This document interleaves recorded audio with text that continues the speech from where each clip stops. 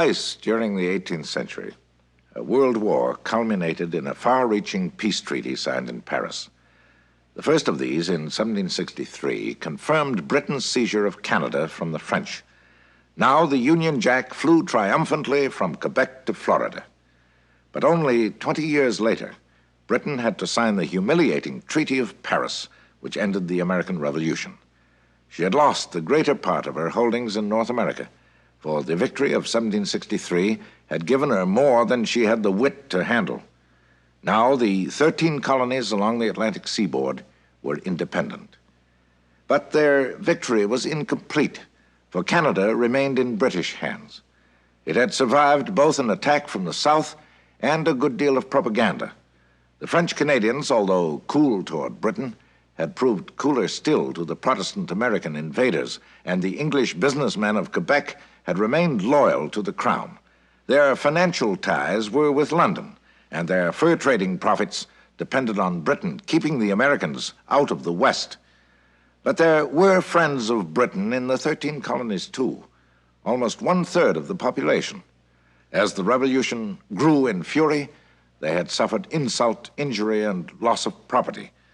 Bitterness ran especially deep, for this war was not only a revolution, but also a civil war, with friend pitted against friend. So much so that more than one painting could show a British officer discovering that the revolutionary officer he was meeting under a flag of truce was a member of his own family. Each side in the war had reason for bitterness against the other. There was the burning of farms by British soldiers and looting while the American owners were away at war.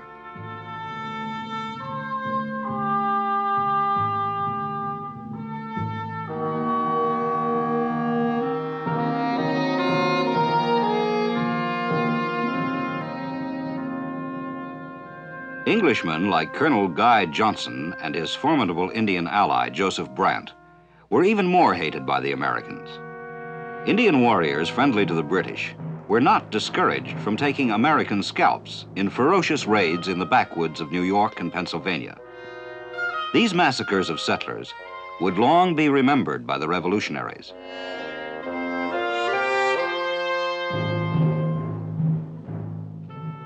Loyalists, or Tories as the Americans called them, had reason for bitterness too, for they had been subjected to cruel and humiliating punishments.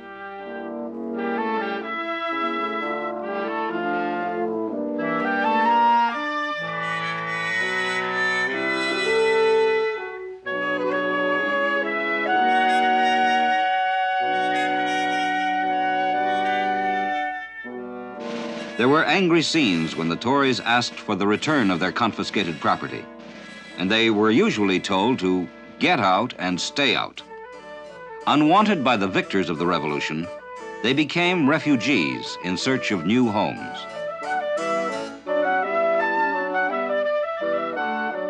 Many of the Loyalists now headed for those parts of North America that were still firmly in British hands. They took advantage of ships provided by Britain to head for Nova Scotia, where almost 30,000 of them found homes, creating important and enduring settlements.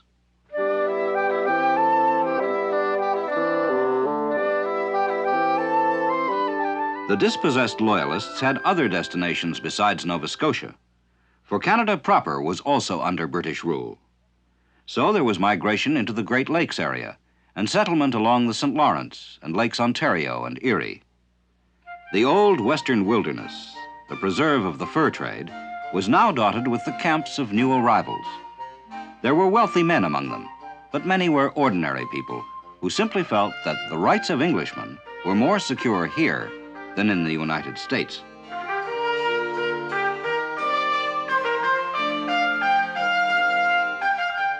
Sites for farms were often distributed among Loyalist settlers by drawing lots for the best locations in townships that had been surveyed by the provincial government.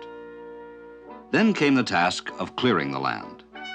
Many of the new settlers had never before used an axe, but they were soon at work cutting down the towering forest.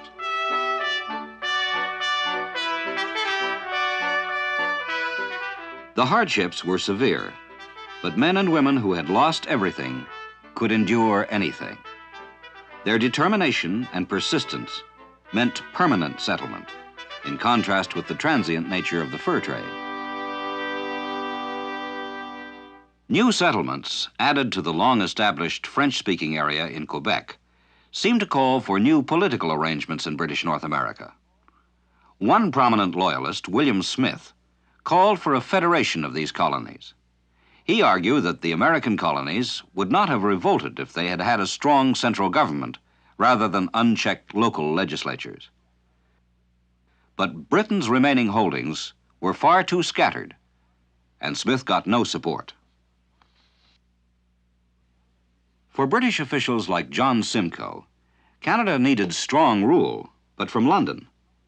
Instead of being unified, the colonies should be further divided, and this took place under the Constitutional Act of 1791.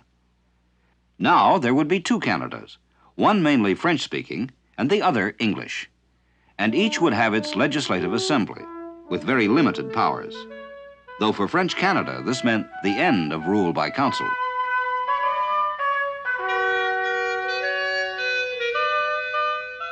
In 1792, Lieutenant Governor John Simcoe presided at the opening of the first Legislative Assembly in Upper Canada. Here was a measure of representative government, but far from the wider democracy of the United States. For one thing, much power resided in the upper house, modeled on the House of Lords. Here, wealthy landowners and merchants, as well as clergymen of the Anglican Church, exercised control.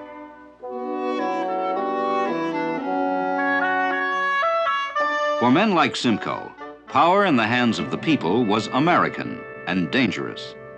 So imperial authority, with all its trappings, remained paramount in Upper and Lower Canada.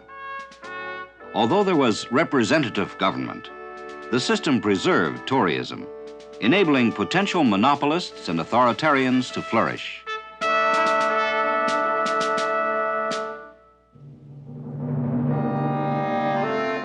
Meanwhile, the English merchants of Montreal were obsessed with other problems, for they were dismayed by the boundaries created by the peace treaty. Formerly, the Ohio-Mississippi Triangle had been British, and this was where the voyageurs had plied the rivers in search of furs.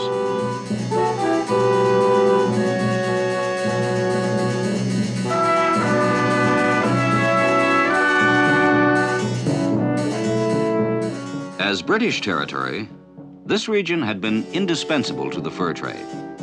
But now it had been sacrificed in the game of British power politics. Bitter at their loss, the Montreal merchants searched desperately for ways to overcome the handicaps imposed by American rule in the West, for ways to maintain the unity of the fur empire. Britain had an answer to the indignant complaints of the Montreal merchants. London pointed out that in giving the West to the Americans, it hadn't forgotten Canadian interests. What mattered was not the ownership of the territory, but access to it.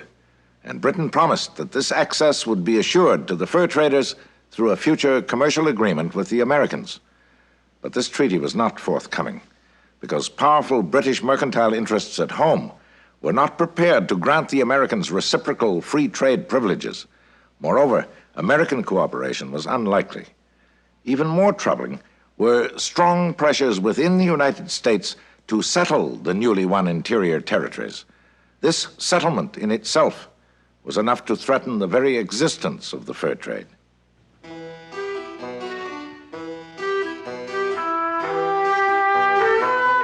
Frontiersmen who had helped with the American Revolution were eager to follow their tough leaders into the promised land of the interior.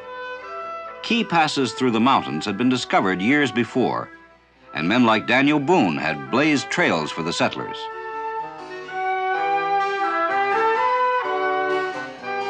Clearing the forest was the first task of the settlers, as they came in their thousands to the region west of the Appalachians. And they were watched by fearful Indians who saw an end to hunting and a way of life.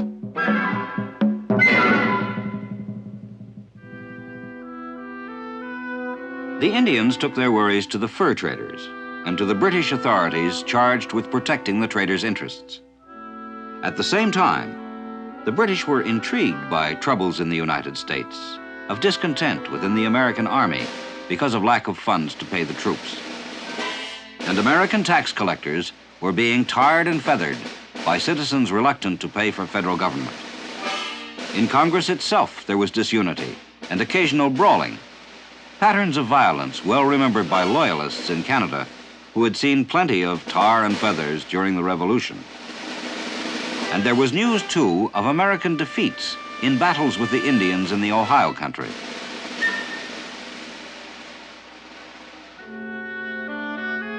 For the British, these signs of American weakness lent weight to the argument that London had been unnecessarily generous in yielding the West to the United States.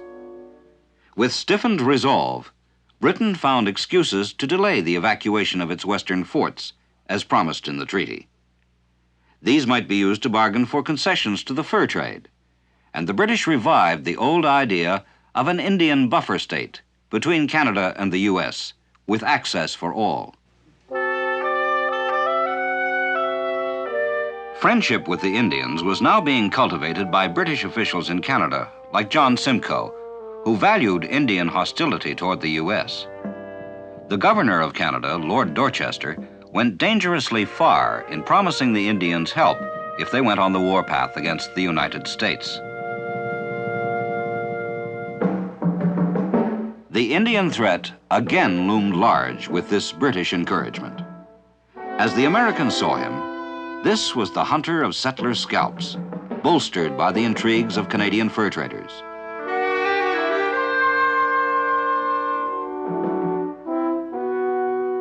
The Yankees surveyed the scene with dismay, bitter that the British, 10 years after the treaty, were still talking of a buffer state and were still occupying their forts in territory that was surely American. It wasn't only the fur trade that was changing Britain's attitude toward the West.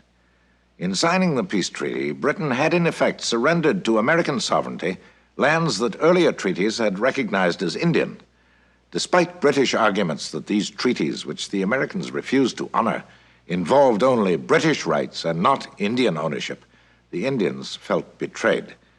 The British, now realizing the way the Indians felt, were worried about becoming the target of Indian anger. They needed Indian friendship in the event of an American attack on Canada. Hence, Britain could not avoid placating the tribes, which further irritated the United States. Tension was rising, but meanwhile, events were being overshadowed by drastic developments overseas.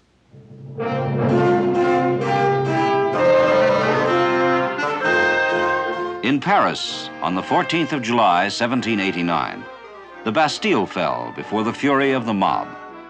The French Revolution had erupted, and its ideas would be brought to America by a man called Edmond Genet. Genet was the new French Republic's first ambassador to the United States.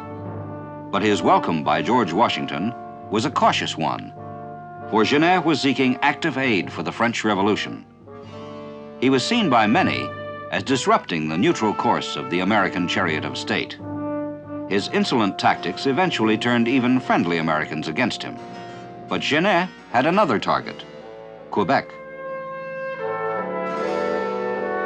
For Quebec, Citizen Genet wrote a flood of manifestos urging the French Canadians to throw off the chains of British rule and rejoin Mother France. But Quebec, although it showed some interest in the French Revolution's ideas, preferred the quiet and measured pace of life that it had developed for itself. It preferred the orderly minuet of a rustic province to the frenzied saturnalia of Paris, with its confused cries of liberty and equality. Above all, there was repugnance for the Revolution's hostility toward the Catholic Church.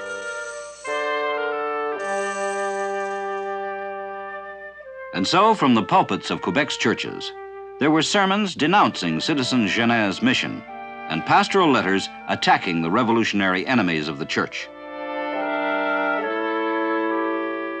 So strong were the feelings of the French-Canadian authorities that Admiral Nelson was honored by them when he defeated the forces of France. Britain's victories at sea were marked by celebrations and requiem masses. With Quebec under the Union Jack, the French Canadians felt there would be a better chance than under the Tricolore to eventually gain political power for themselves in Lower Canada. A few years earlier, on the faraway Pacific coast, another factor had emerged to influence Britain's posture in North America. For some time, British sea captains had established a base for trade and exploration on Vancouver Island. But Spain was quick to assert its claim to this whole region, and there were violent incidents. The threat of war mounted, and Britain had cause to wonder whether this ugly situation would be exploited by the Americans. As it happened, the crisis blew over when Spain yielded. Because of internal weakness, the United States had found itself unready for any venture that might involve hostilities with Britain. But the episode on Vancouver Island revealed the potential danger of Britain's provocative posture in the occupation of the Ohio country. For another time, the Americans might be less restrained and might seek redress by joining Britain's enemies. And now, by 1793, England had entered into the most terrible of all her wars with France, a war which would last off and on for 20 years and which would absorb her every energy in Europe. So Britain's position in North America was becoming weaker, while that of the United States was starting to improve. The Federal Convention that George Washington presided over in 1787 concerned itself with disunity among the states that verged on chaos. To remedy this, the delegates produced a constitution that was greeted with joyous celebration when it was finally adopted after arduous birth pangs.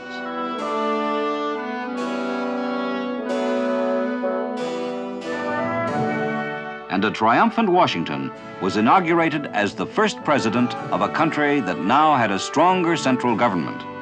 The loose federation of bickering states was now becoming a unified nation to be treated with respect. In the summer of 1788, the United States proclaimed a territorial government for the Ohio country. Areas now thinly held could grow and become states. And already early settlers were moving down the Ohio River, along the edge of vast lands that would in time become the states of Ohio, Indiana, Illinois, Michigan, Wisconsin, and Minnesota. But American authorities had to contend with Indians who were resisting the traditional alcoholic inducements to conclude treaties. For the Indians had heard from their cousins to the east how treaties could be trampled on by the irresistible tide of settlers. So they remained hostile.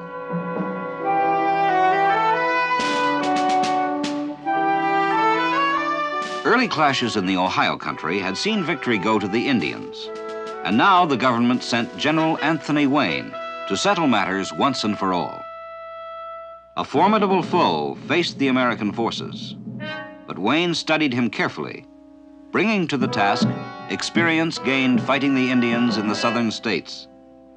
When the time came, Wayne engaged large Indian forces in the Battle of Fallen Timbers. It was a decisive victory for the Americans, and the Indian danger seemed to be finally over. The looming menace of the Indian receded, but now the British, rashly installed in a nearby fort, confronted General Wayne. Here the Indians sought refuge after their defeat. Although they were not permitted entry, the very presence of the British infuriated Wayne. The confrontation in the Ohio country between General Wayne and a British commander intent on standing his ground brought Britain and the United States to the brink of war. Britain's tacit support of the Indians was a continuing irritant to the Americans, as was the naval blockade of France, which was hurting American trade. The blockade was part of Britain's war with France, which had been going on since early in 1793. In Congress, Genet's propaganda had helped form a strong faction calling for immediate war against Britain. But Washington's administration was for peace as the best way to protect commercial interests. So a special envoy was sent to London to try to settle all outstanding issues. He was an experienced negotiator, John Jay. High on John Jay's agenda were the forts that Britain still occupied in the West. Now, with Wayne's victory, he was able to secure a firm promise that they would soon be evacuated. But to get this, Jay had to make concessions that so angered some Americans that he was burned in effigy.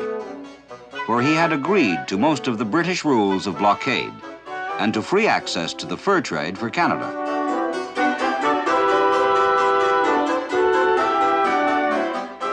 For Washington, controversies of this sort led to a warning in his farewell address against future European involvements. President Jefferson, 11 years later, went even further by completely suspending overseas trade. But abuse by both Britain and France continued unabated, with Jefferson caught in the middle, robbed blind by Europeans who were said to get everything they wanted by smuggling and seizing American ships.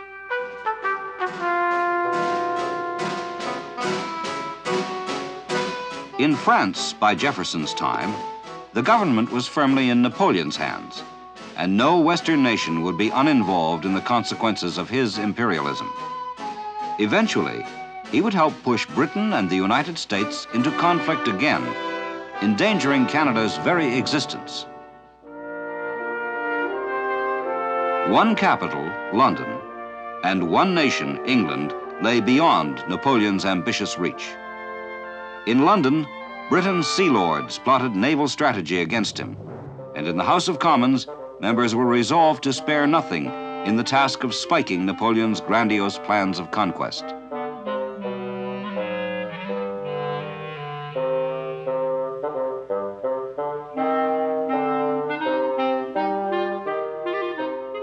These were the men that Napoleon Bonaparte was to contemptuously call a nation of shopkeepers. But they were determined to oppose to the death the domination of Europe by any one country or leader. And so, as the figure of the man of destiny loomed ever larger on the world scene, Britain's ships and her sailors were relentless in their opposition wherever he went. In battles from the Nile to the Baltic, Britain scored notable victories, and as Napoleon's power spread through Europe, the Royal Navy maintained a constant blockade off the Atlantic coast. And even as Napoleon's star reached its zenith through victory on land, the Battle of Trafalgar forever ruined his hopes of conquering the stubborn British Isles. But the cost of these triumphs at sea was great, for England lost men by the thousands as flames and cannonballs raked the decks of her ships. And even more numerous than the losses in action were desertions by sailors who feared both the carnage and the Navy's inhuman discipline.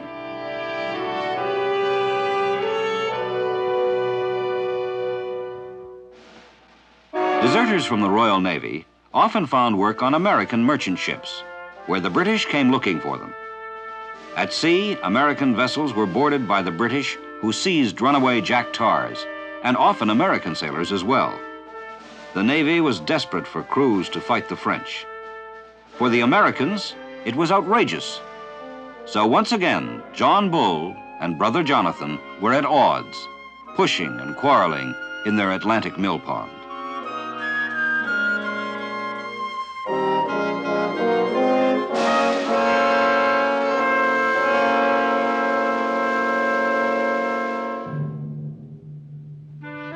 In the Ohio country, too, Canada's destiny was also involved in events at Fort Greenville. Here, the victorious American general, Anthony Wayne, met with the Indians and persuaded them that his government had come to stay. So the Indians agreed to a treaty, clearing the way to settlement. Then to the south, 8 years later, came another American triumph, the purchase of Louisiana from Napoleon, who had acquired it from Spain. The United States, now free of the British threat in the northwest and the Spanish threat in the far west, increased dramatically in size.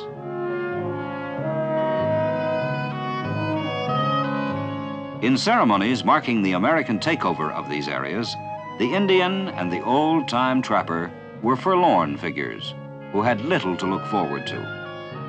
Around the campfires, the talk was of settlers coming down the rivers and putting an end to an economy based on furs.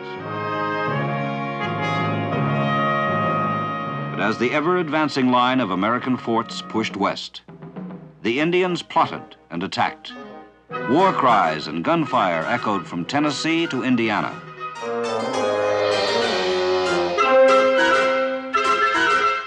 In Tecumseh, the Indians had a formidable leader who was determined to stem the American tide.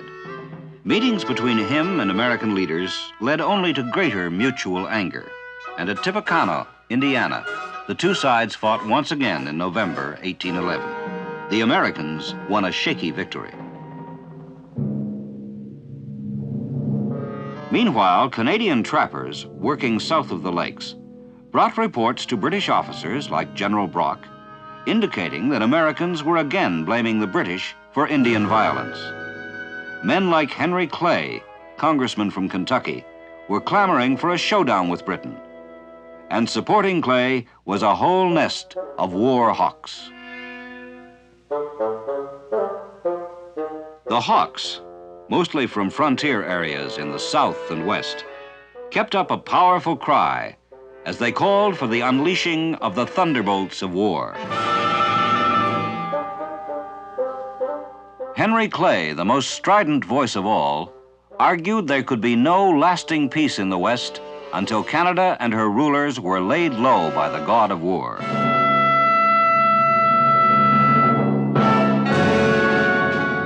After the congressional elections of 1810, many new Western members joined in the outcry. Over and over from every side came exhortations aimed at an undecided President Madison.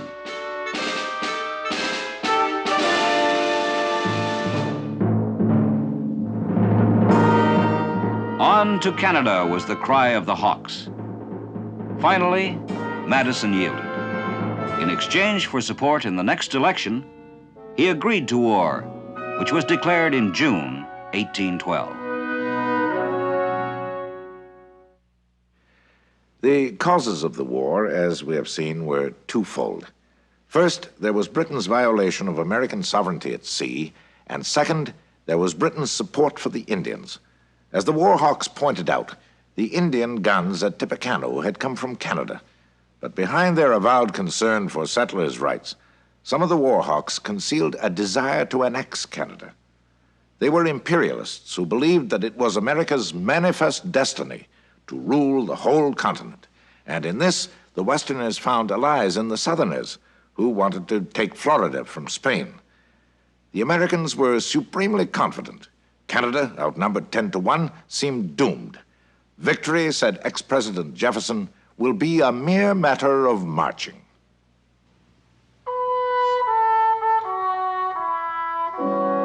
There were less than 5,000 British professional soldiers available to defend Canada. In addition, there were a few awkward squads of militia whose worth was not enhanced by the presence of Americans of uncertain loyalty in their ranks. Many Americans had emigrated to Upper Canada after the Revolution, and they were considered suspect by the fiercely pro-British loyalists. Sir Isaac Brock, military commander in Upper Canada, an ally for Tecumseh, whose Indians had long been dissatisfied with Britain's fluctuating support against the Americans. But now Tecumseh saw that in Brock he had a partner of energy and determination who would back his people in all-out warfare. There was real determination, too, in the Loyalist establishment. They were resolved to fight to the end, to preserve this last chance for a British way of life in North America.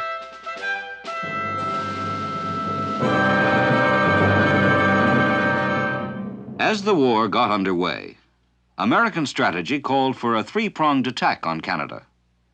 One force would head north and capture Montreal. Meanwhile, attacks from Detroit and Niagara would tie up other British forces. But the key attack on Montreal was postponed because of lack of American troops.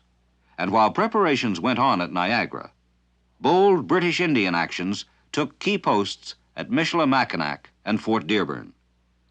Thus, the opening weeks of the war improved Britain's position. At Dearborn, the Indians massacred the American defenders.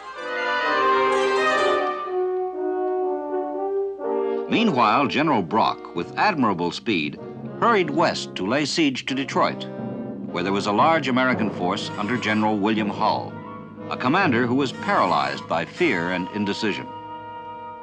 General Hull's imagination was tormented by visions of whooping Indian hordes descending on Detroit to torture and massacre women and children.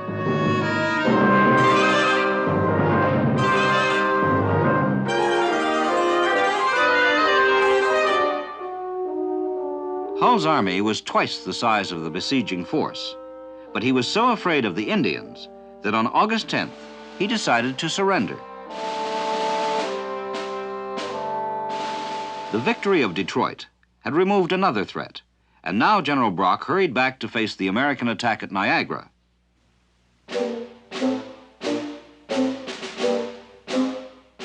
At Queenston, a force of 1,600 Americans crossed the Niagara River and gained a foothold on Canadian soil. For a while, a small British force held them in check, but a large party of Americans managed to climb the cliffs to Queenston Heights. In a British counterattack here, General Brock was killed.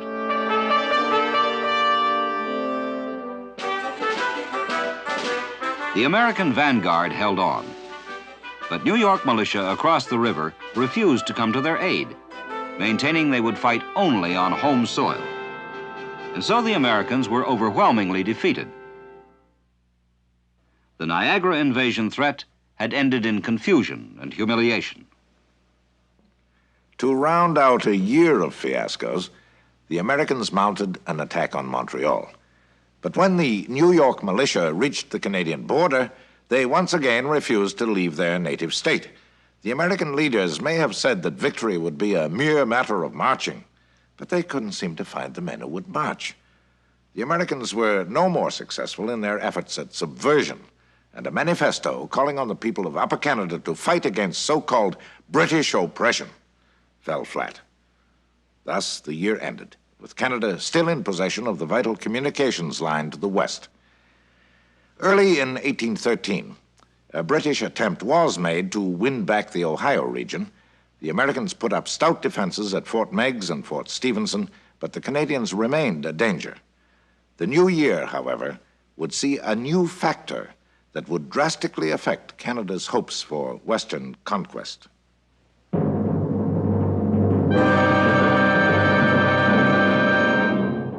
The new factor was warfare at sea, where the Americans were audaciously challenging the majestic ships of the Royal Navy, the same Navy whose high-handed actions had helped bring on the war. Nothing could challenge a British fleet, but solitary vessels could and did become victims.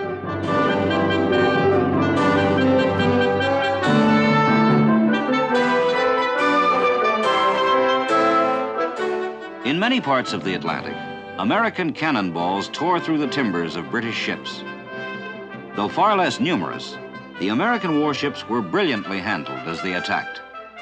And in the winter of 1813, the Americans captured some 300 British merchantmen as prizes.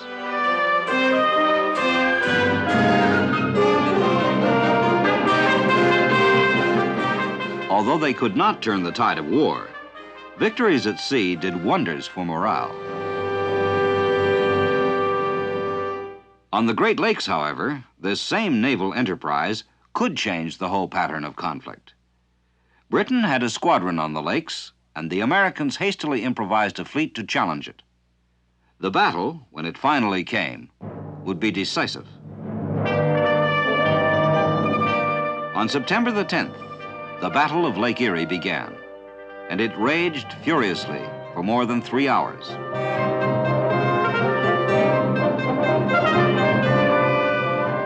At stake was the vital route from Montreal to the west. 6 British vessels against 10 American. And when their flagship was riddled, the Americans had to transfer their commander to another ship in mid-battle. But this commander, Oliver Hazard Perry, aged 28, had scored a decisive victory. It had changed the course of the war and virtually sounded the death knell for Canada's ambitions in the Ohio country.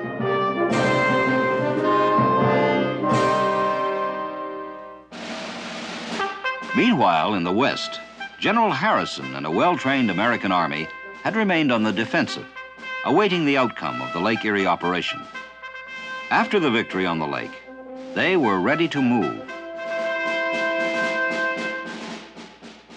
But the British moved first, abandoning Detroit and retreating toward Niagara.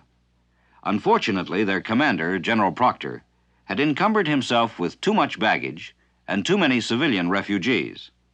General Harrison, in swift pursuit, caught up with him at Moraviantown and attacked. The British were overwhelmed. Tecumseh, last of the great Indian leaders, was killed, and with him died the dream of an Indian West allied to Canada.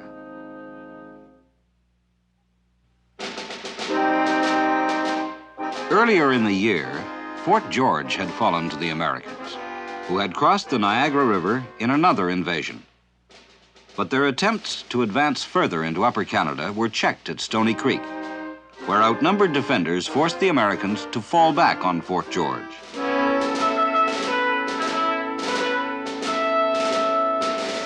Now, Montreal became a target once again, with an American force invading Quebec to clash with Canadians at Châteauguay. Under Colonel de Salaberry, British and French-Canadian troops offered the Americans stubborn resistance and forced their retreat. Significantly, this was the first time that French and English had fought side by side in Canada.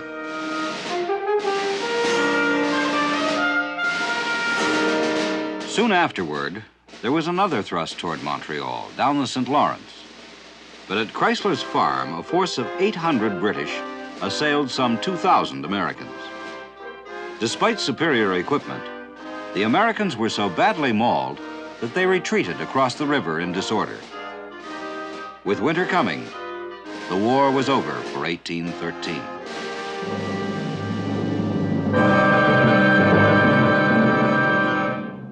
Fighting in 1814 opened with an important British naval operation on Lake Ontario.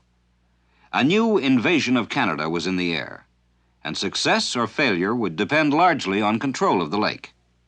And so in May, a British fleet crossed from York, the capital of Upper Canada, to Oswego in New York State.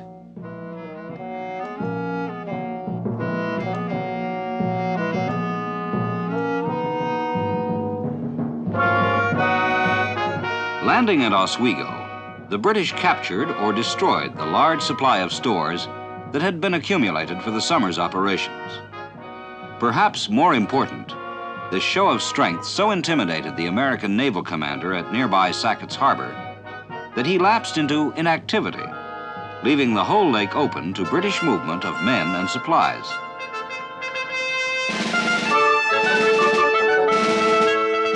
But on land, there were new and better American commanders. Once again, the Americans undertook an offensive, again on the Niagara frontier. First, Fort Erie fell, and then on July 5th, the Americans won a solid victory in the important Battle of Chippewa, forcing the British troops to retreat.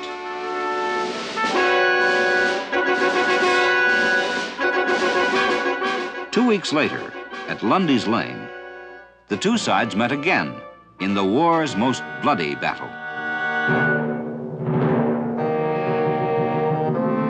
The battle ended inconclusively, with heavy losses on both sides. But the British held the field, and the Americans, their navy still inactive, had to pull back to Fort Erie. Here they were soon under siege, just managing to beat off their attackers. Thus, the last of half a dozen invasions of Canada ended in failure. Once again, the Americans had shown an unbelievable inability to translate potential strength into effective action. In 1812, lack of cooperation by militia units had reached comic opera proportions. In 1813, General Harrison had led the only potentially successful invasion, but had failed to press his advantage. In 1814, the Army was fighting at one end of Lake Ontario, while the Navy was nervously inactive at the other. Later that year, the American fleet did secure command of the lake, but it was too late. For once again, great events overseas had affected North America, this time to Britain's advantage.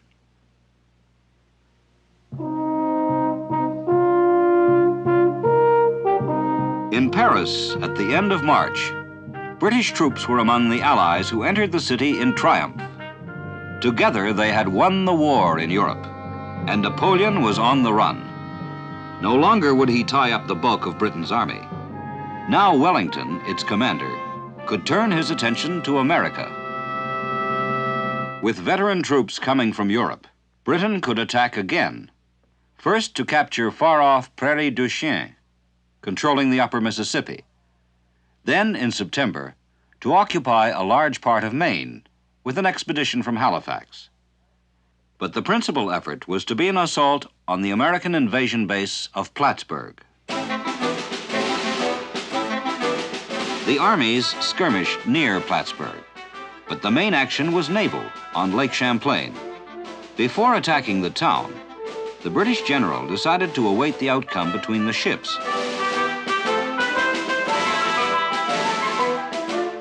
The superior strategy of Captain McDonough, the American commander, won the lake. Unnerved by the resulting threat to their flank, the British retreated tamely to Canada, leaving Plattsburgh in jubilant American hands.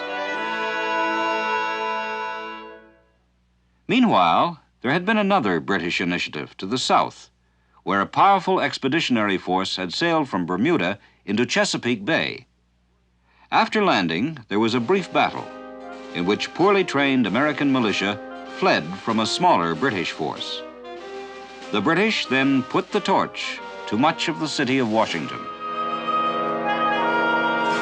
It was Britain's revenge for the burning of York in Upper Canada, and as the Capitol, the White House, and other buildings went up in flames, Americans bemoaned their worst military disgrace. But the British triumph was brief. In attempting to capture Baltimore, their commander, General Robert Ross, was killed. His troops suffered severe casualties, and once again the soldiers looked to their Navy for vital assistance. For 26 hours, the Royal Navy bombarded nearby Fort McHenry with its dreaded new rockets to pave the way for an assault on Baltimore. But the rockets' red glare and the bombs bursting in air were futile. And the event inspired a witness to write the American national anthem. For when dawn came, he rejoiced that the flag was still there.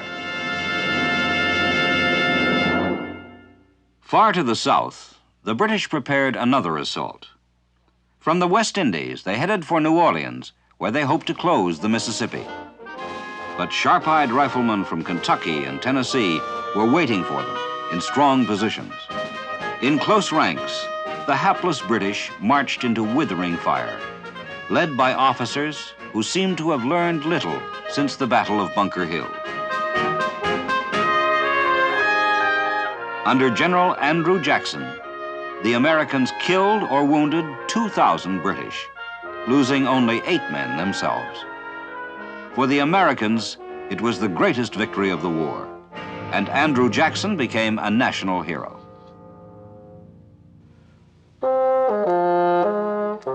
But well before New Orleans, President Madison had wanted peace. The whole Atlantic coast was now effectively blockaded by the Royal Navy.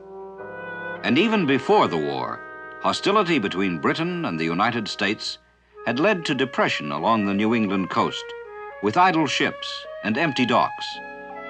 Before blockade, there had been embargo, imposed by Washington to deny Britain the benefits of American goods. This had led to strong anti-war sentiment in New England, where the merchants could not understand patriotism without profit. The cursed "Oh grab me," embargo spelled backwards, was a government regulation with teeth that gave Yankee traders the proverbial pain. They had never seen anything wrong with a spot of profitable trade with the British. And even during the war, there was large-scale smuggling from New England ports that helped to supply the redcoats in Canada.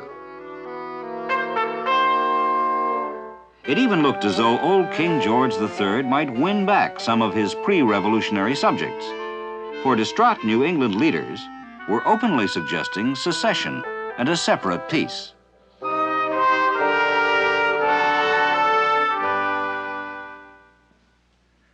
The whole nation was tired of Mr. Madison's war, as they called it, and so was Mr. Madison. After 3 long, bloody years, not 1 foot of Canadian soil was occupied by the United States. Meanwhile, in Maine, at Niagara, and in the West, sizable areas of American territory were occupied by British forces. But if the U.S. could not conquer Canada, neither could Britain conquer the U.S. Plattsburgh, Baltimore, and New Orleans had shown that. It was high time to bring the dreary and inconclusive conflict to an end. By August 1814, negotiations were underway, and to Canada, it seemed that Britain held the advantage. There were renewed hopes of modifications of the border in Canada's favor, especially in the West.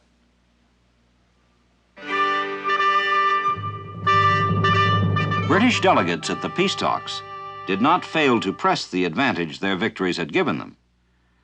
The retention of Michilimackinac and part of Maine, plus a strip east of Niagara, would improve Canadian communications. And the old idea of an Indian buffer state came up again. There were even hints of renewed war if the Americans rejected these demands. But again, events overseas swung the balance. In her triumphal entry of Paris after Napoleon's defeat, Britain had had several allies. But at Vienna, where peace was to be made with France, conflicting ambitions among these allies came to light. In the autumn of 1814, the shadow of war fell across the conference table, with Russian bayonets pointing at Poland and Prussian bayonets at Saxony. In time, the threat faded, but it affected Britain's whole posture in America.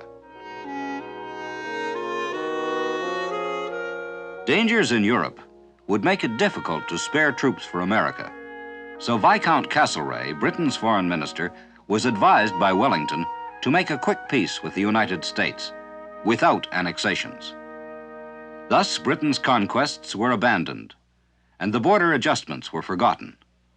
Once again, Canada's needs had ranked low on Britain's list of priorities.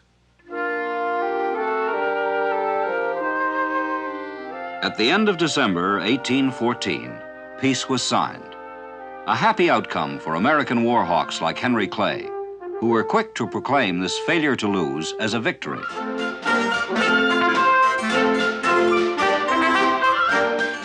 Victory for America, with the eagles screaming joyously in self-congratulation. In the popular mythology of the time, men with dubious claims to heroism had their names emblazoned along with those of the authentically valiant, like Oliver Hazard Perry. Pictures of Perry graced many an American home, as did pictures of Captain Lawrence dying on the deck of his ship. It was more pleasant to dwell on sailor heroes than on incompetent generals like Wilkinson, who were usually at sea on land. But there were critics, too, who lampooned the dismal performance of the militia, which had turned the early campaigns into military comedies, with many camp followers in the cast.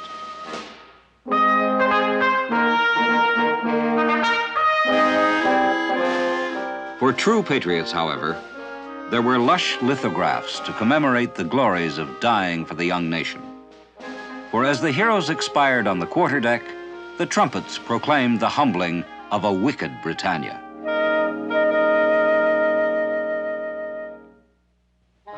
The horrors of Indian scalpings, approved by the British, were also remembered by artists of the time, as was the revenge by Colonel Johnson in killing a Tecumseh who was depicted as especially ugly. The burning of Washington continued to burn in American memories, with special loathing reserved for Admiral Coburn, who had himself painted, as he put it, with the flames of Washington warming my backside. And there was vengeance in a massive outpouring of caricature in which wicked John Bull was stung by American wasps and hornets.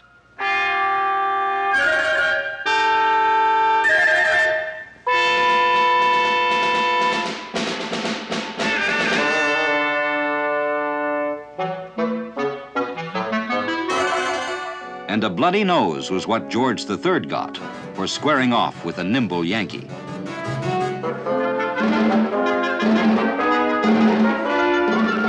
For other British villains, nasty tonics and a variety of indignities.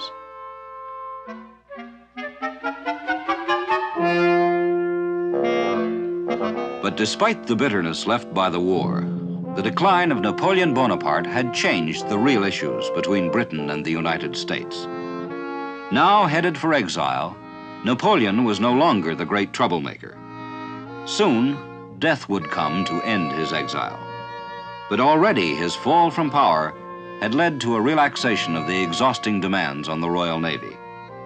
No longer would British manpower be drained to the extent that Britain would infuriate America by raiding its ships for sailors.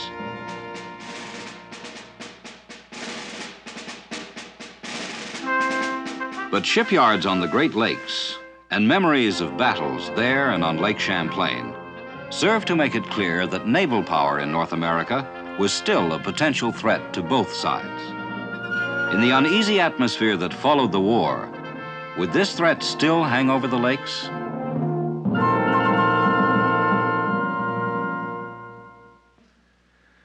A ruinously expensive arms race seemed inevitable, as neither side felt it could let the other get ahead. Yet an arms race would increase the very danger it was meant to prevent. Fortunately, rare common sense prevailed, and in 1818, the Rush-Bagot Agreement was signed, putting an end to the building of men of war in shipyards in the Great Lakes. At Kingston, Upper Canada, and at Sackett's Harbor, New York, old ships were laid up and new ones left unfinished. For each side was now permitted only 4 small, lightly armed vessels for all the lakes.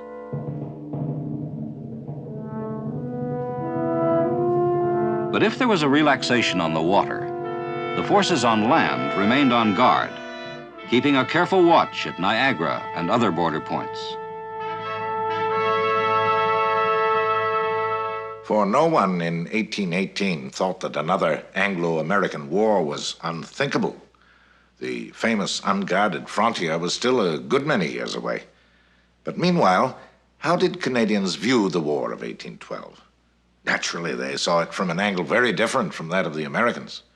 And even today, ceremonies on the old battlefields proudly recall Upper Canada's resistance to invasion.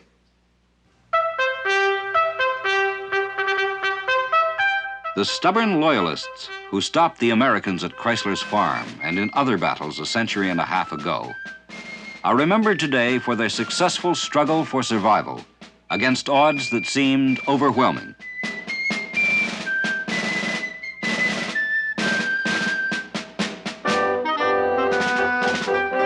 Also remembered are the nimble voltigeurs who, under de Salaberry's leadership, helped frustrate a thrust at Montreal. The Battle of Châteauguay showed that a threat from the south could unite French and English Canadians in a common cause.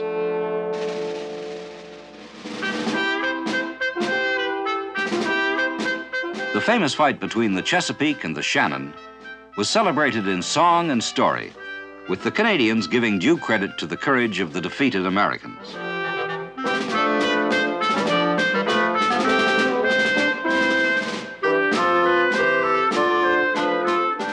This British victory off Halifax was significant, for the pride it engendered suggested, however tenuously, a potential common cause between the Atlantic colonies and inland Canada.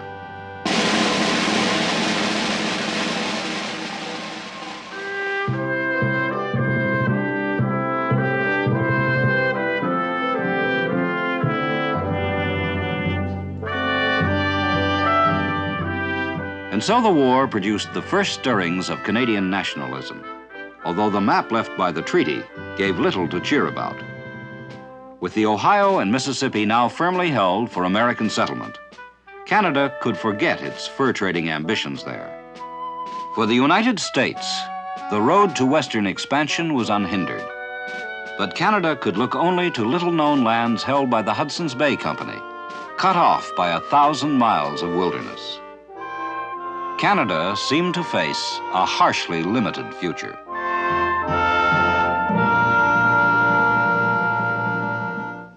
Thus ended that strange, dismal, and much misunderstood War of 1812. There was no real satisfaction in it for anyone, and even today both sides claim to have won it. For the Americans, it had meant a great deal to challenge the arrogance of Britain. And now the West was open to them, and American ships on the high seas were free from harassment. But still, Americans don't invoke the spirit of 1812 as they do the spirit of 76. If they did, too many bumbling generals and stumbling militiamen might come back to haunt them. As for Canadians, they felt their country had survived wanton aggression, and perhaps that was victory enough. But what of the future? It had been shown that once again Canada was the inevitable scapegoat in any Anglo-American conflict. In the event of future hostilities, which were far from impossible, could Canada survive again? Looking ahead, the odds seemed poor.